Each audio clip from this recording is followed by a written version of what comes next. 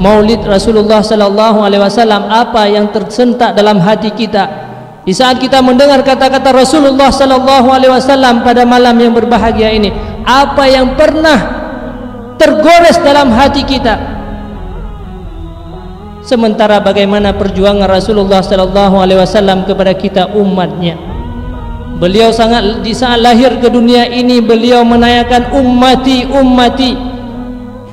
Beliau pernah diusir dari negerinya dalam mempertahankan agama Islam hanya untuk kebahagiaan bagi umat Nabi Muhammad.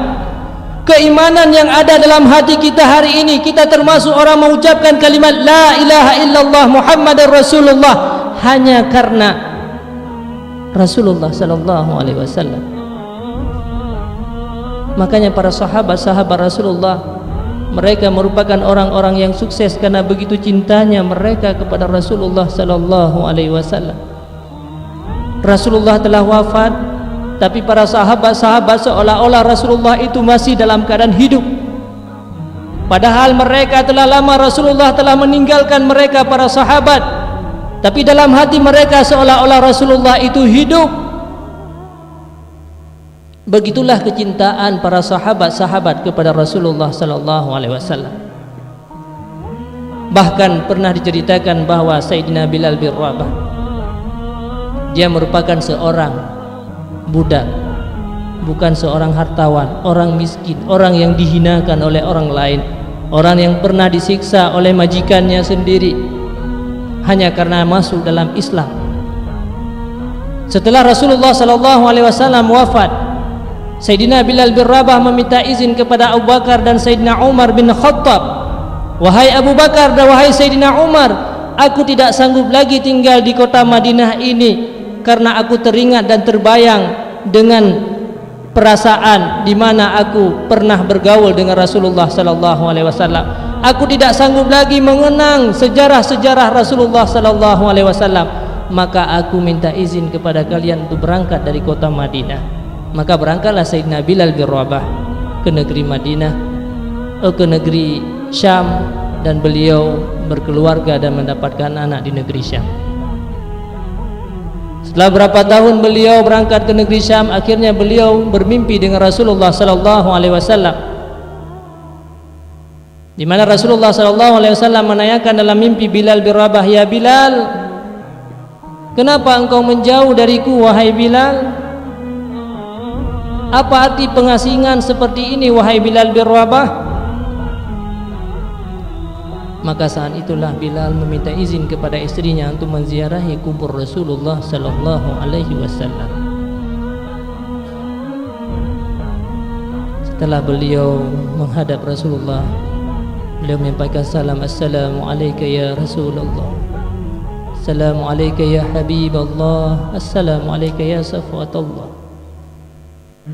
Saat itulah beliau setelah berjumpa dengan Rasulullah, beliau berjumpa dengan Sayyidina Abu Bakar Siddiq. Sayyidina Abu Bakar Siddiq meminta kepada Bilal, ya Bilal, muazzin Rasulullah sallallahu alaihi wasallam, kami telah lama tidak mendengarkan azanmu wahai Bilal. Karena setelah Rasulullah wafat, Bilal tidak mau lagi mengumandangkan azan karena beliau tidak sanggup mengucapkan kalimat asyhadu anna Muhammadar Rasulullah. Sayyidina Abu Bakar kembali meminta kepada Bilal, wahai Bilal, muazzin Rasulullah sallallahu alaihi wasallam, kami sangat ingin mendengar kembali azanmu wahai Bilal. Beliau menyampaikan, Sayyidina Abu Bakar, saya benar-benar tidak sanggup. Dulu semasa hidup Rasulullah sallallahu alaihi wasallam, setelah saya selesai daripada mengumandangkan azan, tiba-tiba aku hadir di depan kamar Rasulullah menyampaikan, ya Rasulullah, as-salah, as-salah. Tapi hari ini selesai aku mengumandangkan azan, kemana aku harus pergi? Rasulullah sallallahu alaihi wasallam telah wafat. Kemudian beliau berjumpa dengan Sayyidina Umar bin Khattab. Bilal juga memberikan alasan yang sama, aku tidak sanggup untuk mengumandangkan azan wahai Sayyidina Umar bin Khattab. Akhirnya berjumpalah Bilal dengan Sayyidina Hasan wa Husain yang merupakan anak daripada putri Rasulullah sallallahu alaihi wasallam, Fatimah Zuhra, yang sangat disayangi oleh Rasulullah sallallahu alaihi wasallam. Maka Hasan dan Husain meminta, "Ya muazzin Rasulullah, kami sangat ingin mendengarkan azanmu, dan kami selama ini telah lama tidak mendengarkan azanmu, wahai Bilal." Maka saat itulah Bilal tidak sanggup memberikan alasan kepada cucu Rasulullah, karena begitu cintanya Bilal kepada Rasulullah sallallahu alaihi wasallam. Saat itulah beliau mengumandangkan azan kembali setelah lama orang tidak pernah mendengar suara Bilal bin Rabah.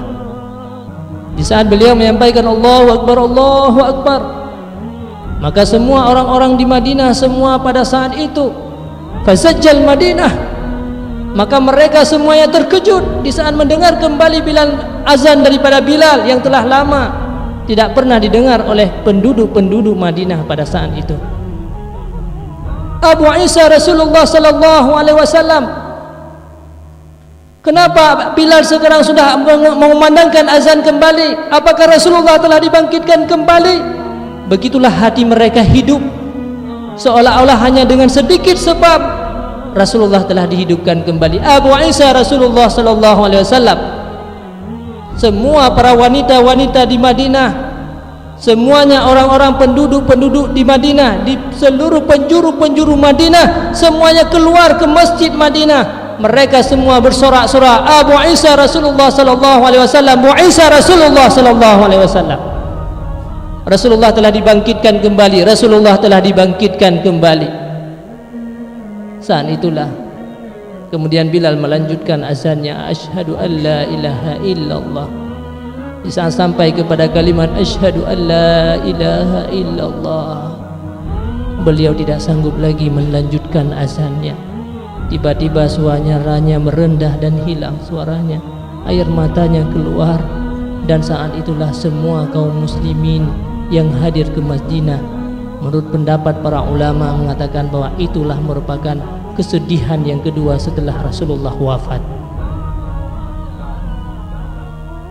Begitulah rasa cinta para sahabat-sahabat Rasulullah sallallahu alaihi wasallam kepada Rasulullah sallallahu alaihi wasallam.